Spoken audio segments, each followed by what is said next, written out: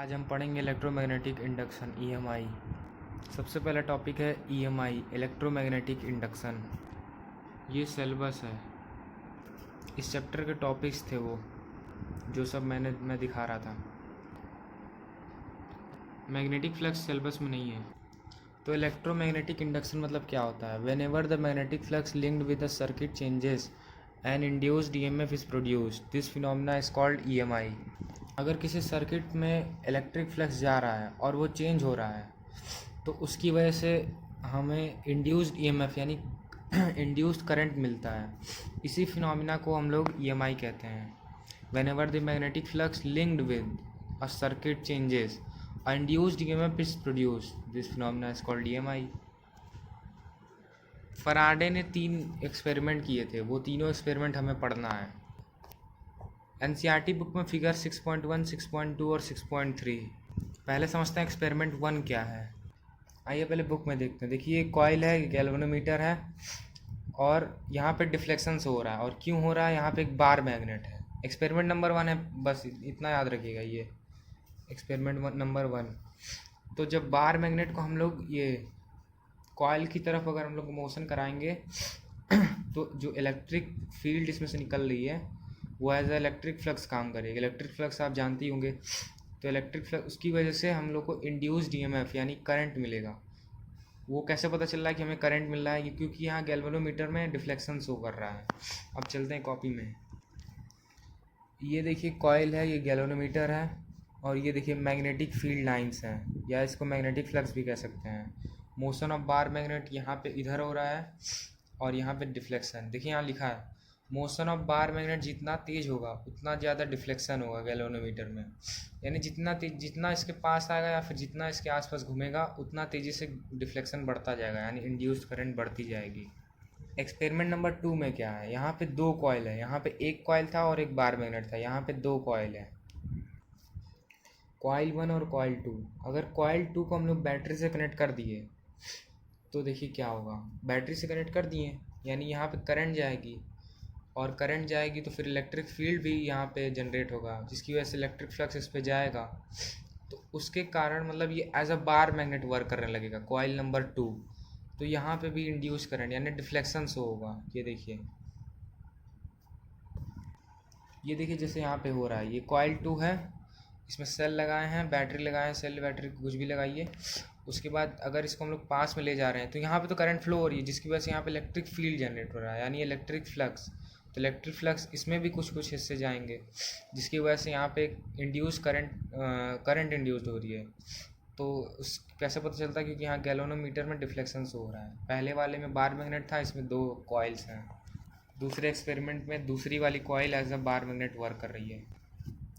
या C2 coil C1 की तरफ जाए या C1 कॉइल C2 की तरफ जाए, डिफ्लेक्शन गैल्वेनोमीटर में हमेशा होगा।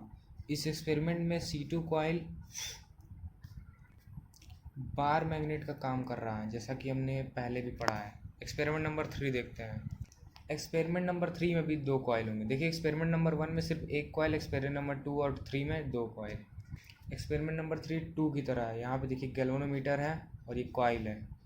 यहाँ पे अगर बस इसमें एक्सपेरिमेंट नंबर 3 दूसरे और पहले से डिफरेंट है क्योंकि उन दोनों में मोशन करा रहे हैं। उसमें देखिए पहले वाले में बार मैग्नेट का मोशन हो रहा था, और दूसरे वाले में कॉइल का मोशन हो रहा था। ये इधर कॉइल का मोशन हो रहा था पर तीसरे वाले में कॉइल का मोशन नहीं होगा। यहाँ पे स्विच ऑन करेंगे तो डिफ्लेक्शन होगा, स्विच बंद कर देंगे तो डिफ्लेक्शन अपने आप ख़त्म हो जाएगा, जीरो हो जाएगा। यहाँ देखिए की ओपन की तो यहाँ देखिए कुछ नहीं हो रहा है। अगर C2 कॉइल में की लगा दोगे और दोनों कॉइल का मूवमेंट नहीं होगा तो बस की क्लोज रहेगा, तभी बस डिफ्लेक्शन होगा। होप आप तीनों एक्सपेरिमेंट समझ गए होंगे। एक बार रिवीजन देखते हैं। एक्सपेरिमेंट नंबर 1 में कॉइल था और बार मैग्नेट था। बार मैग्नेट इसकी तरफ मोशन कर रहा था तो इसमें डिफ्लेक्शन हो रहा था। दूसरे वाले में बार मैग्नेट का काम कर रहा था दूसरा कॉइल, जो दूसरा कॉइल रखें और उसमें बैटरी लगाया था जिसकी वजह से मैग्नेटिक फील्ड आ रहा था करंट की वजह से, उसकी वजह से मैग्नेटिक फ्लक्स और उसकी वजह से इसमें करंट इंड्यूस्ड हो रही थी। और तीसरे वाले में सिर्फ दो कॉइल तो थे पर मोशन नहीं हो रहा था, और इसमें एक स्विच लगा दिया गया। स्विच ऑन तो डिफ्लेक्शन, स्विच बंद मतलब कि सर्किट ओपन तो फिर डिफ्लेक्शन नहीं। ये था फराडे लॉ। ये ईएमआई के अंदर ये पोर्शन आएगा, इलेक्ट्रोमैग्नेटिक इंडक्शन। अगला टॉपिक है मैग्नेटिक फ्लक्स। इलेक्ट्रिक फ्लक्स की तरह मैग्नेटिक फ्लक्स होता है, इसका फॉर्मूला होता है phi equal to B A cos theta. ये देखिए electric flux E A cos theta, और magnetic flux B A cos theta. सिर्फ ई यहाँ पे मैग्नेटिक फील्ड आ जाएगी और वहाँ पे इलेक्ट्रिक फील्ड थी। तो वही एरिया किसी प्लेन शीट में से अगर इलेक्ट्रिक फील्ड लाइंस आती हैं तो जितनी मतलब ढेर सारी अगर लाइंस आती हैं तो उसी को मैग्नेटिक फ्लक्स बोलते हैं। एसआई यूनिट वेबर होता है, W B. CGS unit maxwell. और हमेशा देखिए याद रखिएगा एसआई यूनिट बड़ा होता है सीजीएस यूनिट से। एक मैक्सवेल में 10⁻⁸ वेबर आएगा, या तो आप ये भी कह सकते हैं एक वेबर में 10⁸ मैक्सवेल आएगा। मैक्सवेल को mx से डिनोट करते हैं। तीसरा पॉइंट याद रखिए, theta is equal to 0 degree तो flux maximum, theta is equal to 90 degree तो फ्लक्स मिनिमम। ये देखिए फॉर्मूले में कॉस 0 की वैल्यू 1 होती है और कॉस 90 की 0 होती है, तो एक इसी पे डिसाइड हुआ है मिनिमम और मैक्सिमम। टोटल 8 टॉपिक है जिसमें से हम लोग 2 टॉपिक कर चुके हैं, अब तीसरे टॉपिक पे पढ़ते हैं। तीसरा टॉपिक है Faraday's law of electromagnetic induction. Faraday ने 2 लॉ दिए थे, Faraday's first law and Faraday's second law. Faraday's first law क्या है, EMI is induced in a coil when magnetic flux through the coil changes with time. Faraday ने क्या कहा कि EMF induced in coil. EMF तब induced होगा जब किसी कॉइल में जो मैग्नेटिक फ्लक्स लिंक्ड है, कनेक्टेड है, जिसमें जो मैग्नेटिक फ्लक्स जा रहा है अगर वो चेंज होगा टाइम के साथ तो ही ईएमएफ इंड्यूस्ड होगा। एक बार फिर से पढ़िए, ईएमएफ इज इंड्यूस्ड, ईएमएफ तब इंड्यूस होगा in a coil when magnetic flux through the coil changes with time. Faraday second law, Faraday second law कुछ नहीं है, बस फराडेज फर्स्ट लॉ का मैथमेटिकल फॉर्म है। It is the mathematical representation, mathematical form of Faraday's first law. It gives the magnitude of the induced EMF. ये याद रखिएगा, induced EMF is directly proportional to the change in flux upon change in time. तो क्या हो जाएगा, E directly proportional to d∅/dt, E is equal to k d∅/dt और E is equal to minus d∅/dt when k is equal to -1। ये important नहीं है, इसको आपको याद रखे रहना है। अब E को स्मॉल ई करिए या कैपिटल ई, बात एक ही है। तो इंड्यूस्ड ईएमएफ का फॉर्मूला याद रखिए, E is equal to minus d∅/dt, change in flux in change upon change in time, यानी माइनस d∅/dt। ये फॉर्मूला इंपॉर्टेंट है। चौथा टॉपिक लेंज लॉ। ये करंट की डायरेक्शन डिसाइड करने के लिए होता है। The polarity of induced EMF is such that it opposes the cause which produce it. हम लोग को कॉज पढ़ना रहता है।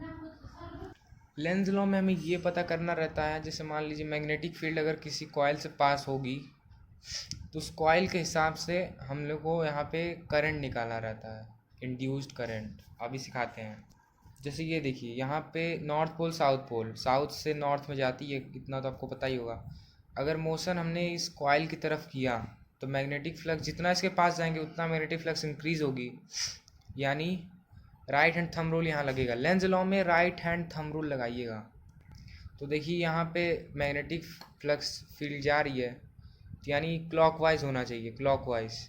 पर यहाँ देखिए मैग्नेटिक फ्लक्स बढ़ रहा है और यहाँ क्या लिखा है, अपोज करना चाहिए, यानी बैलेंस करना ज़रूरी है। या ध्यान रखिएगा कि मैग्नेटिक फ्लक्स ना ज़्यादा हो जाए ज़रूरत से और ना ज़रूरत से कम हो जाए, बैलेंस होना चाहिए। बैलेंस करने के लिए हमको यही अपोज करना पड़ता है। जो एक्शन बार मैग्नेट के साथ लिया जाएगा, जैसे मान लीजिए बार मैग्नेट इसकी तरफ आ रहा है, एक बार फिर से सुनिए।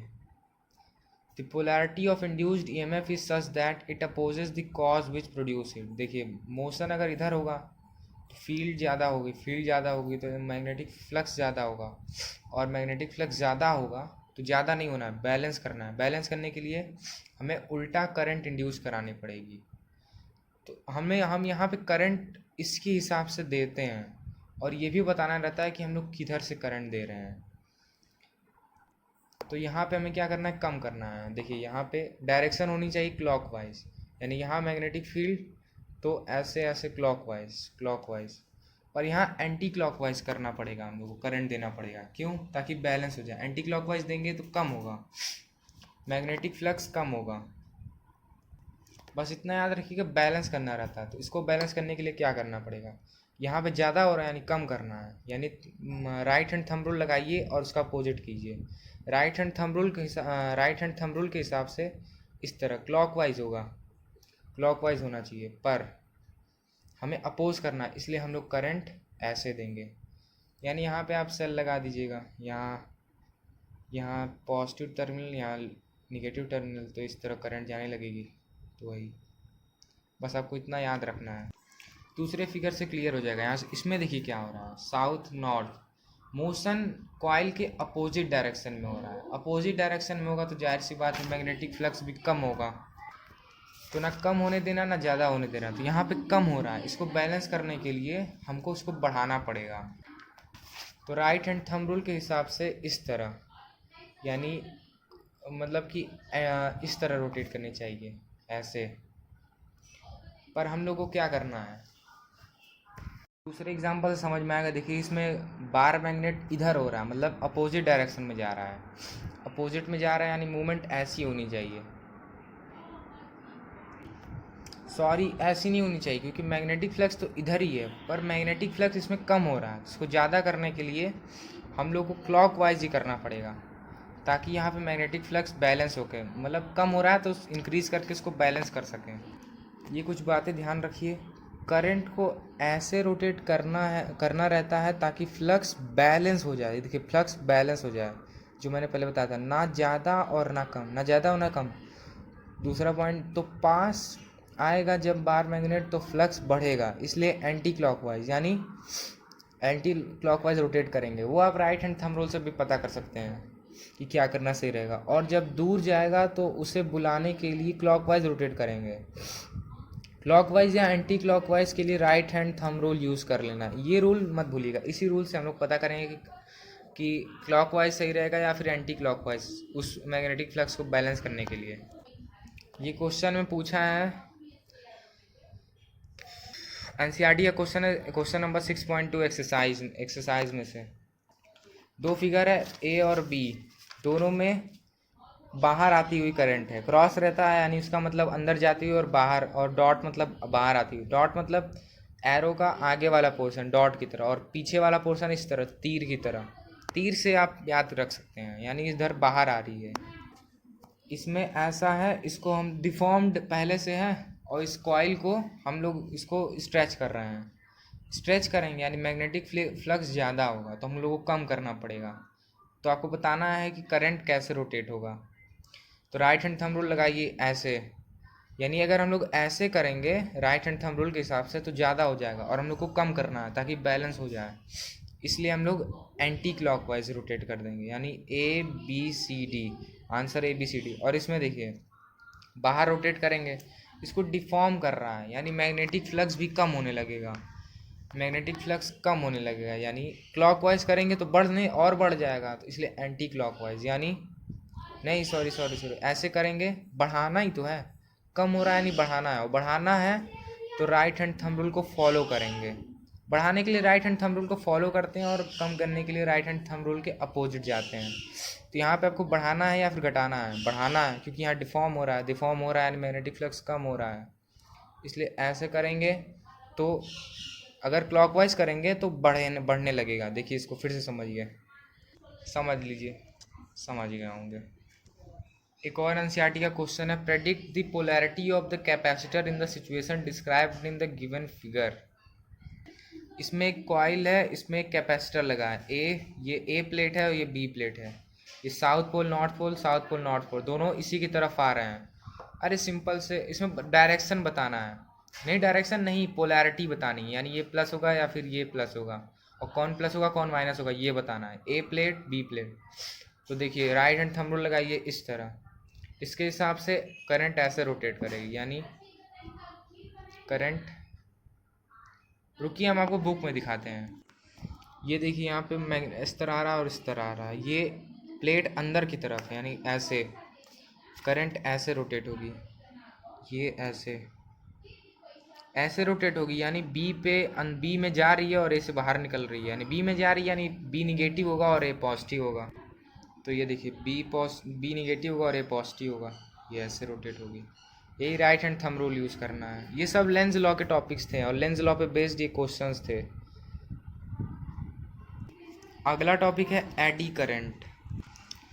एडी करंट कुछ नहीं होता है, whenever magnetic flux linked with metallic conductor then an induce, अगर किसी मैग्नेटिक फ्लक्स किसी मेटालिक कंडक्टर से लिंक होगा तो करंट, तो उस पर करंट इंड्यूस होगी। और कैसे करंट इंड्यूस करेगी? भंवर की तरह। जैसे भंवर होता है ना पानी का, विर्लपुल कहते हैं इसको, भंवर को, of water produced in current. जैसे मान लीजिए ये साउथ पोल है, ये नॉर्थ पोल है, और ये साउथ पोल है, ये नॉर्थ पोल है। यहाँ से मैग्नेटिक फील्ड जा रही है साउथ पोल में। मान लीजिए एक मैग्नेट इसको तोड़ दिए, तो पोलैरिटी अगर ऐसी बन जाएगी अपोजिट डायरेक्शन, तो नॉर्थ से साउथ में जा रहा है और यहाँ पे एक मेटालिक सीट है और ये फील्ड है या फ्लक्स भी कह सकते हैं। तो इस सिचुएशन में क्या होगा? करंट प्रोड्यूस होगा, इंड्यूस्ड मतलब करंट प्रोड्यूस होगा, उसी को एडी करंट बोलते हैं। और ये एडी करंट ऐसे देखिए इसी तरह रहेगा, इसी शेप में, ये ऐसे ही रहेगा ऐसे। ये एक्सपेरिमेंट से देखिए, ये एक पाइवट है, मतलब एक कोई पॉइंट है, वहाँ से एक वो मेटालिक सीट को लटका दिया गया और इसका मूवमेंट होने लगा। ये साउथ पोल है, ये नॉर्थ पोल है, यानी यहाँ से फील्ड उधर जा रही है अंदर। ये क्रॉस का निशान ये इंडिकेट कर रहा है। तो जब मेटालिक सीट अंदर की तरफ आ रही होगी तो मैग्नेटिक फ्लक्स बढ़ेगा। तो ये देखिए करंट ऐसे क्लॉकवाइज घूमेगी। वही राइट हैंड थंब रूल यहाँ भी लगेगा, लेंस लॉ वाला। और जब दूर जा रही होगी, मतलब ऐसे ऐसे रोटेट करेगा, और जब दूर जा रही होगी तो मैग्नेटिक फ्लक्स कम होगा। तो उसको बढ़ाने के लिए हम लोग राइट हैंड थंब रूल का रूल फॉलो करना पड़ेगा, यानी ऐसे करेंगे तो करंट ऐसे ऐसे रोटेट करेगा। हाँ, तो समझ गए होंगे, ऐसी एडी करंट फॉर्म हो जाएगी उसके मेटालिक सरफेस पे। दूसरा एक्सपेरिमेंट है, ये देखिए मेटालिक सीट में ऐसे ऐसे वो कर दिए गए हैं, गैप कर दिए गए हैं। तो जो गैप है इनमें ऐसे ऐसे एडी करंट, ये जूम करके दिखाया, एडी करंट ऐसे ऐसे वो होगा। बैलेंस करने के हिसाब से वही राइट हैंड थंब रूल लगाएंगे। देखिए इधर आ रहा है तो मैग्नेटिक फ्लक्स ज़्यादा होगा, उसको कम करने के लिए हम लोग उसके अपोजिट जाएंगे। और दूर जा रहा है मैग्नेटिक फ्लक्स बढ़ाने के लिए हम लोग उसी के रूल को फॉलो करेंगे।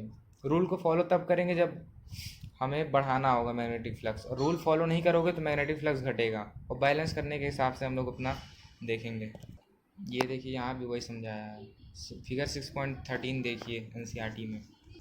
एडवांटेजेस ऑफ एडी करंट और application: magnetic braking of system, electromagnetic damping, in electric furnace, electric power meter. ये चारों नाम याद रखिएगा, बस और कुछ नहीं। दो टॉपिक और बचे हैं, पहला सेल्फ इंडक्शन, उसके बाद हम लोग पढ़ेंगे mutual induction. Phenomena in which when there is a charge in the current और magnetic flux of the coil an opposed induced electromotive force is produced.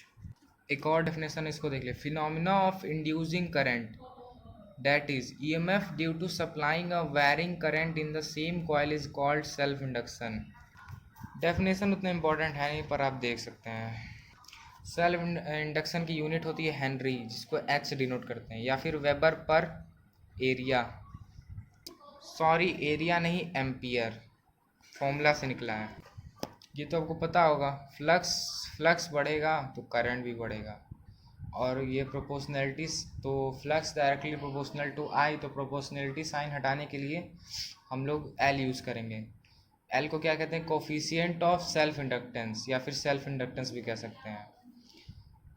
तो ये यहाँ से आपको देखिए, यहाँ के फॉर्मूले याद कर लो, यहाँ से फॉर्मूले याद कर लो। मतलब ये phi directly proportional to I से आप फॉर्मूला याद कर सकते हैं सेल्फ इंडक्टेंस का। सेल्फ इंडक्टेंस को एल से डिनोट करते हैं, यानी phi directly proportional to I, तो phi is equal to L I. तो L is equal to phi upon I. मतलब आपको बस phi directly proportional to I होता है, सिर्फ इतना दिमाग में बैठाना है। इंड्यूस्ड ईएमएफ का एक और formula, E is equal to L D I upon D T. L D I upon D T. इस इक्वेशन से एक चीज़ आपको ध्यान देनी है, इक्वेशन नंबर 2 है ये। सो फ्रॉम इक्वेशन नंबर 2, अगर D I upon D T 1 हो जाएगा तो ईएमएफ और सेल्फ इंडक्टेंस इक्वल हो जाएगा। या फिर ये भी बोल सकते हैं rate of change in current अगर 1 के इक्वल हो जाएगा तो सेल्फ इंडक्टेंस इक्वल हो जाएगा ईएमएफ के। अब self inductance for a solenoid, ये देखिए एल लेंथ है, एरिया ए है, N total number of turns जिसको N is equal to N L भी कहते हैं। तो पहले पढ़ते हैं magnetic field due to a solenoid. तो सॉलिनॉइड से मैग्नेटिक फील्ड क्या प्रोड्यूस होगी, तो उसका फॉर्मूला होता है B is equal to mu not N I. N होता है equal capital N upon small L, number of turns per unit length. Self inductance of a solenoid L is equal to mu not N square L A. यहाँ पे small N है, याद रखिएगा, या फिर small N की जगह आप ये रिप्लेस कर सकते हैं यहाँ से। तो L is equal to mu naught, small N है तो N square upon L square L A. एक एल से एक एल कटा, ये आप बस ये याद रखिएगा। और यहाँ पे सिर्फ कैपिटल एन अपॉन एल रख दीजिएगा, ये number of turns per unit length होता है। और एक और फॉर्मूला इसको भी याद रखिएगा, number of turns into magnetic flux is equal to L I, यानी N phi is equal to L I, N phi is equal to L I. यानी यहाँ पे आपको सिर्फ ये फॉर्मूला और ये फॉर्मूला याद रखना है और ये बात याद रखनी है। वर्क डन क्या होता है सॉलिनॉइड में, work done is work done या फिर एनर्जी ऑफ इंडक्टेंस स्टोर्ड, दोनों एक ही चीज़ है, दोनों का फॉर्मूला एक ही है, half L I square. Work done is equal to half L I square. किस पे डिपेंड करता है, जियोमेट्री पे। ये self inductance of a solenoid किस पे डिपेंड करता है, जियोमेट्री पे, परमेबिलिटी पे और नॉन नंबर ऑफ टर्न्स पे।